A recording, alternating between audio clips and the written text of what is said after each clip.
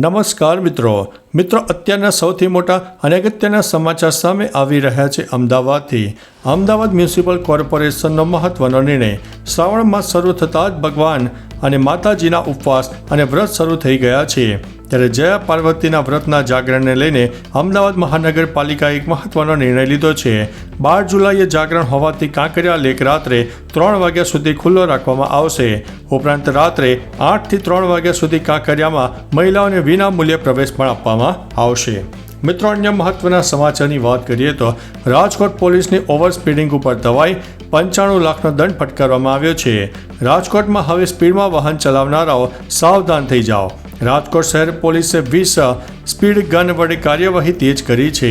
જૂન મહિનામાં 4125 વાહનોને over speeding બદલ કુલ 95.45 લાખનો દંડ ફટકારવામાં આવ્યો છે। પ્રથમ વખત 2000 અને ત્યારબાદ 3000નો મેમો મોકલાય છે, જે 90 દિવસમાં ભરવો પડે છે, અન્યથા કોર્ટ દ્વારા વસૂલાત થાય છે।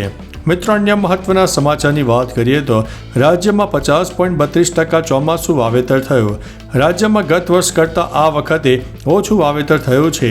હાલ રાજ્યમાં ચોમાસું વાવેતર 50.32% થયું છે।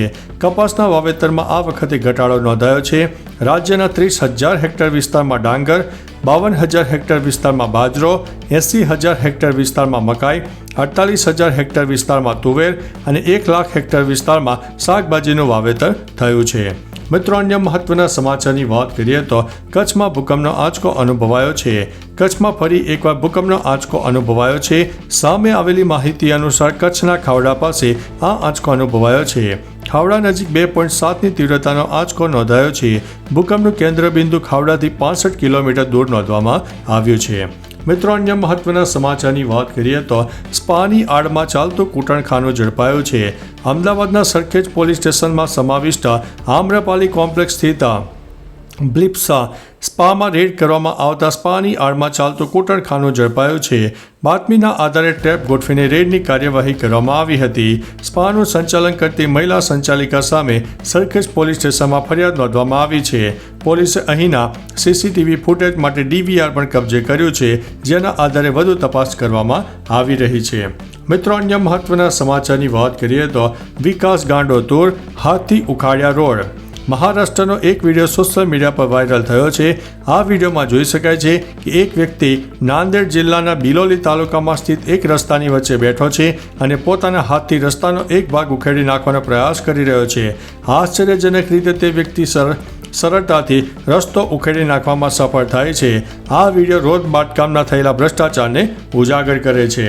મિત્રો, અન્ય મહત્વના સમાચારની વાત કરીએ તો શ્વાનના ટોળાના હુમલામાં મહિલાનું મોત। સુરતના ઉમરપાડા તાલુકાના જોડવણ ગામમાં એક મહિલા પર શ્વાનના ટોળાએ હુમલો કરતા મહિલા ઈજાગ્રસ્ત થઈ હતી। મૃતક મહિલા ખેતરમાં શૌચક્રિયા માટે ગઈ હતી। આ દરમિયાન જંગલમાંથી આવેલા શ્વાનના ટોળાએ મહિલા પર હુમલો કર્યો। શ્વાનોના હુમલાને કારણે મહિલાને ગંભીર ઈજા પહોંચી છે। ઈજાઓને કારણે મહિલાનું મોત નીપજ્યું છે। મિત્રો, અન્ય મહત્વના સમાચારની વાત કરીએ તો દ્વારકાના દરિયામાં રૌદ્ર સ્વરૂપ જોવા મળ્યું।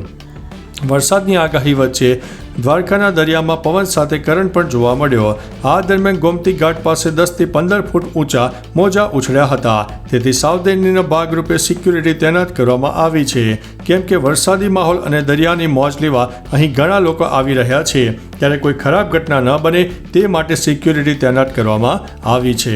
મિત્રો, અન્ય મહત્વના સમાચારની વાત કરીએ તો પાકિસ્તાન સાથેના યુદ્ધમાં કેટલા રાફેલ પડ્યા, થયો છે મોટો ખુલાસો। ફ્રેન્ચ વાયુસેનાના વડા જનરલ મેરોને દાવો કર્યો છે કે તેમને 3 ભારતીય વિમાનોના નુકસાનના પુરાવા મળ્યા છે। તેમાં એક મિરાજ 2000, એક Su-30 MKI અને એક રાફેલનો સમાવેશ થાય છે। જો કે તેમણે એમ પણ કહ્યું છે કે ભારતે પાકિસ્તાન સાથેના યુદ્ધ દરમિયાન રાફેલ ગુમાવ્યું ન હતું, પરંતુ તે ઊંચાઈ પર ટેકનિકલ ખામીને કારણે પડી ગયું હતું। આની તપાસ કરવામાં આવી રહી છે। મિત્રો, અન્ય મહત્વના સમાચારની વાત કરીએ તો વિરામ બાદ તાપી જિલ્લામાં વરસાદ શરૂ થયો। તાપી જિલ્લામાં એક દિવસના વિરામ બાદ ફરીથી વરસાદ શરૂ થયો। હાલ વ્યારા શહેર અને ગ્રામીણ વિસ્તારમાં વરસાદી માહોલ જોવા મળ્યો। તાપી જિલ્લાના વ્યારા, વાલોડ, ડોલવણ સહિતના તાલુકામાં છૂટોછવાયો વરસાદ નોંધાયો। કાચા સોના સમાન વરસતા વરસાદને કારણે ખેડૂતોમાં આનંદનો માહોલ જોવા મળ્યો છે।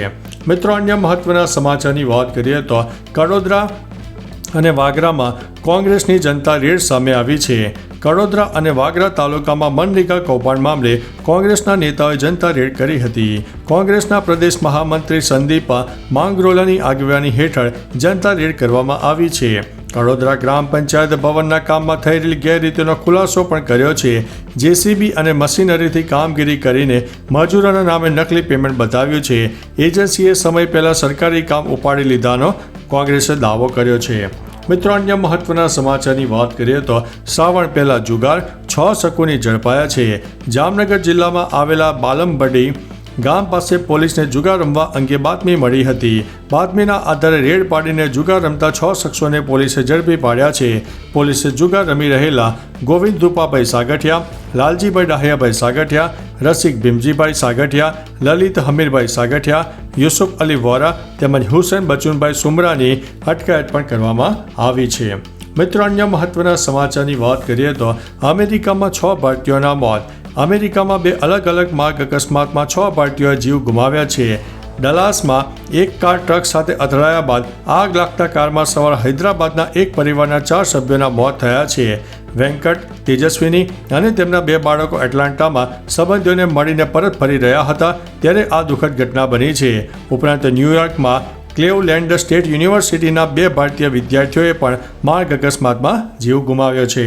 મિત્રો, અન્ય મહત્વના સમાચારની વાત કરીએ તો અઠવાડિયામાં ખાડા મુક્ત થશે વડોદરા. હાલ ચોમાસાની સિઝનમાં પડેલા ભારે વરસાદને કારણે વડોદરા શહેરમાં વિવિધ રોડ રસ્તાઓ પર ખાડા પડેલા જોવા મળી રહ્યા છે. વડોદરા કોર્પોરેશનમાં મ્યુનિસિપલ કમિશનર દ્વારા કોર્પોરેશનના અધિકારીઓ અને કોન્ટ્રાક્ટર સાથે સમીક્ષા બેઠક કરીને રોડ ઉપર પડેલા ખાડા 1 અઠવાડિયામાં પૂરી દેવા માટે સૂચના પણ આપવામાં આવી છે. તો ચાલો મિત્રો, ફરીથી દેશ અને દુનિયાના સુપરફાસ્ટ સમાચાર લઈને મળતા રહીશો. ત્યાં સુધી અમને રજા આપશો. નમસ્તે.